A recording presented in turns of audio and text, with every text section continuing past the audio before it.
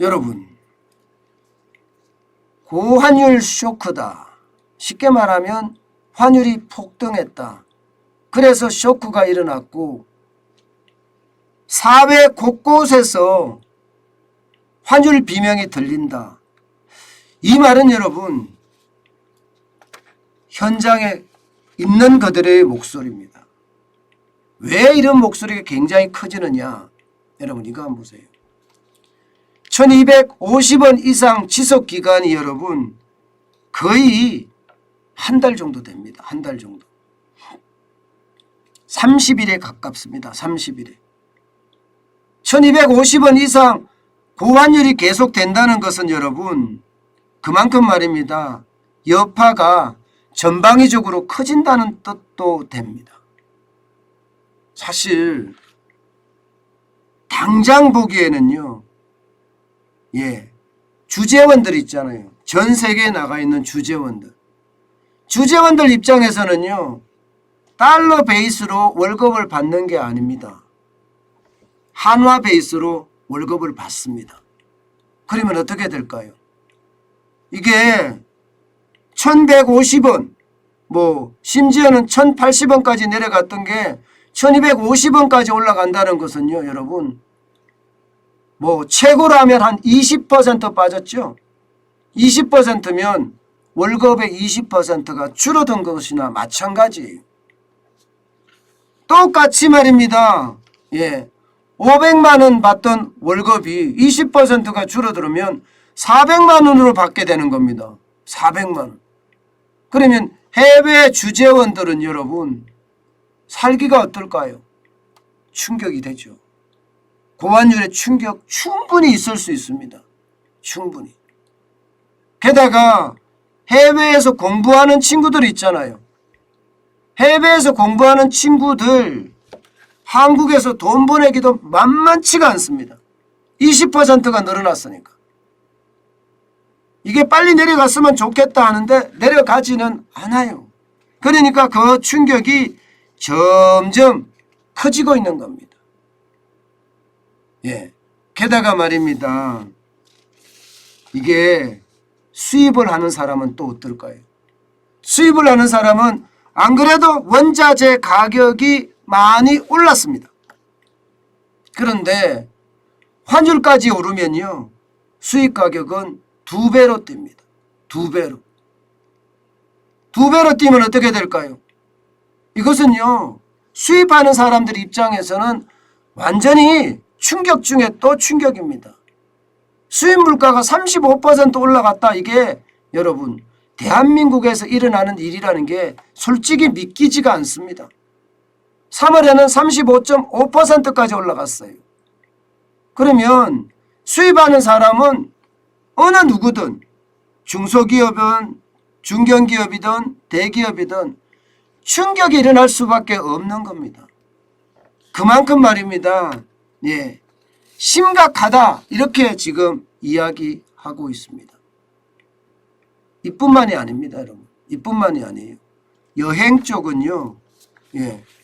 그야말로 비명이 제일 큰 곳이 아닌가 이렇게 봅니다. 여러분 보시다시피 여행 가는 사람들 엄청 늘어났습니다. 삼성화재의 해외여행보험 판매 추이를 보면요. 4월 달에는요. 이게 13,789건이에요. 이게 2월 달까지만 하더라도 6,000건에도 못 미쳤습니다. 3월 달에도요. 9,000건에 못 미쳤어요. 그러던 것이 4월 달에는 13,789건까지 올라간다는 것은 이제는 못 참겠다. 여행이라도 가야 되겠다. 이렇게 이야기하는 것 아니에요? 근데 문제는요. 4월에 이렇게 많이 가는데 환율이 폭등을 하면 미리 숙박업소들을 다 예약을 해놓고 준비를 해놨을 거 아니에요. 거기에 숙박업소만 준비하는 게 아니잖아요. 그죠? 자동차도 렌트를 해야 되고 또 현지 가이드도 렌트를 뽑아야 되고 그런 상태를 따지면 여러분 이것은 어쩌면 심각한 상황이 된다 이렇게 이야기할 수가 있는 겁니다. 여행업계는요. 이제 거리두기가 풀려서 그나마 다행이라고 이야기하는데 그 다행히 결국은 고환율 때문에 힘들어진다 이런 얘기가 나오는 겁니다. 문제는 여러분 이게 바뀔 조짐이 안 보여요. 지금 환율은요 그 어느 때보다 폭등이라고 이야기합니다. 5월 12일에는요 마감 환율이 1288.6원이었지만 장중에는 얼마까지 올라간지 아세요? 이게 1290원이 훌쩍 넘었었습니다. 실제로 말입니다. 달러를 살 때 적용되는 환율은요. 달러를 살 때 적용되는 환율은 1313원이었어요. 1313원. 그러니까 1300원이 넘어선 거예요. 실제로는요. 그러면 여러분 금융위기 때 2009년 7월 14일에 1293원이었거든요. 금융위기 1년 전체 2008년 1년 전체를 보면요. 연평균 1259.5원이었습니다. 그때 이후로 장기간 고환율이 이어지는 것은 지금이 이례적이다.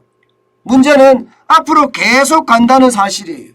그렇게 되면 여러분 고환율 때문에 비명을 지르는 곳이 더 많아질 겁니다. 주재원이나 유학생이 실제로 말입니다. 더 이상 못 있겠어 하면서 짐을 싸서 들어오는 그런 사태까지 벌어질지 솔직히 모릅니다.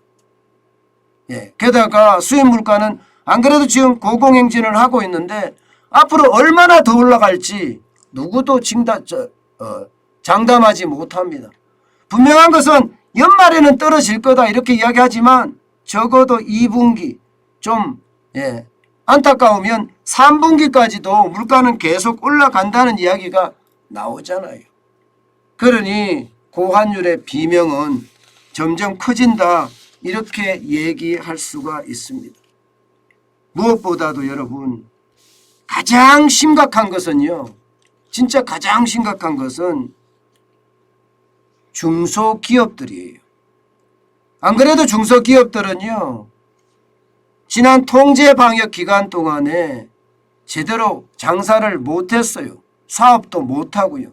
그러다 보니까 빚으로 연명하는 중소기업이 절반이 넘거든요. 그런데 이들에게 물가 상승, 원자재 가격 폭등은요. 경쟁력을 완전히 망가뜨리는 단서가 되고 있습니다. 그렇게 되면 여러분 경제 자체가 굉장히 어려워요. 다행인 것은요. 한미 정상회담 와중에서 통화 스와프에 대한 이야기가 나왔습니다. 적어도 상설 통화 스와프 미국과 되지 않겠느냐 이런 그런 예측까지 나왔어요.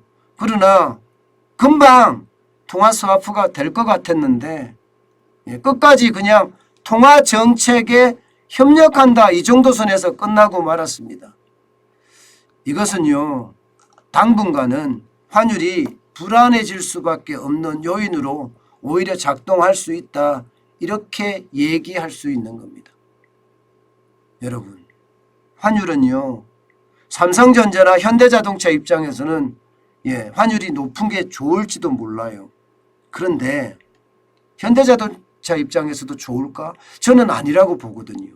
왜냐하면 원자재 가격이 너무 오르기 때문에. 삼성전자도 마찬가지라고 봅니다.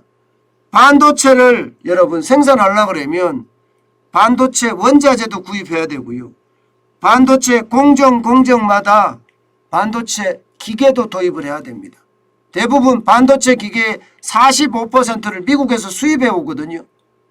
그런 상황이라면 여러분 결국 삼성전자 입장에서도 지금 투자를 늘려가는 단계인데 이게 부담이 될 수밖에 없다고 봅니다. 수출해서 환율 효과를 볼 수 있는 것은 분명히 있지만 현실적으로 그 효과는 낮아 보인다. 더 큰 문제는 중소기업이나 중견기업에게는요. 수출보다는 원자재 상승이 더 위험스럽다. 이런 얘기입니다. 때문에 시장의 환율 정책 저는 내릴 수 있는 방안이 무엇인지 찾아보고요.